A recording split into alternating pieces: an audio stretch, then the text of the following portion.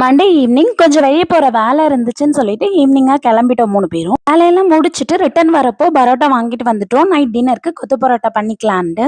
இங்க ஒரு டைம் வாங்கி ட்ரை பண்ணியிருந்தோம். பட் டேஸ்ட் வைஸ் எங்களுக்கு அந்த அளவுக்கு பிடிக்கிறது இல்ல. பரோட்டாலாம் நம்ம ஊர்ல கிடைக்கிற மாதிரி இங்க அந்த அளவுக்கு கிடைக்கிறது இல்ல.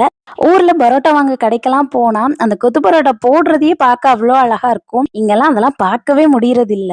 மேக்ஸிமம் ஊருக்கு போனா தான் இதெல்லாம் வாங்கி ட்ரை பண்ணுவோம். பட் ஒரு சில டைம்ல கிரேவிங்ஸ் ரொம்ப ஜாஸ்தியா இருந்தா இந்த மாதிரி வீட்லயே ரெடி பண்ணிக்கிறது. இப்போ ஒரு கடாயில கொஞ்சம் ஆயில் சேர்த்துட்டு வெங்காயம், கருவேப்பிலை, பச்சை மிளகாய் எல்லாம் சேர்த்து நல்லா வதங்கினதும் இஞ்சி பூண்டு பேஸ்ட்டும் சேர்த்து நல்லா வதக்கிட்டு பச்சை வாசனை போனதுக்கு அப்புறமா கட் பண்ணி வச்சிருக்க தக்காளியும் சேர்த்து நல்லா வதக்கிக்கிறேன். இப்போ இது கூடவே முட்டையும் உடைச்சு ஊத்திக்கிறேன். நான் இன்னைக்கு 4 முட்டை சேர்த்திருக்கேன். எக் நல்லா ஸ்கிராம்பிள் பண்ணி விட்டதுக்கு அப்புறமா அது கூடவே பரோட்டாவை ஆட் பண்ணிட்டு சால்னாவையும் ஊத்திக்கோங்க. ஊத்திட்டு ஃபர்ஸ்ட் நல்லா மிக்ஸ் பண்ணி கொடுத்துட்டு அதுக்கப்புறமா ஒரு கப்பை வச்சு இந்த மாதிரி நல்லா மசிச்சு விட்டோம் அப்படின்னா நல்லா கடையில கிடைக்கிற மாதிரியே கிடைக்கும். ஃபைனலா கொஞ்சமா கொத்தமல்லி இலை மட்டும் தூவி இறக்கிற வேண்டியதான். வீடியோ பிடிச்சிருந்தா மறக்காம சப்ஸ்கிரைப் பண்ணிக்கோ.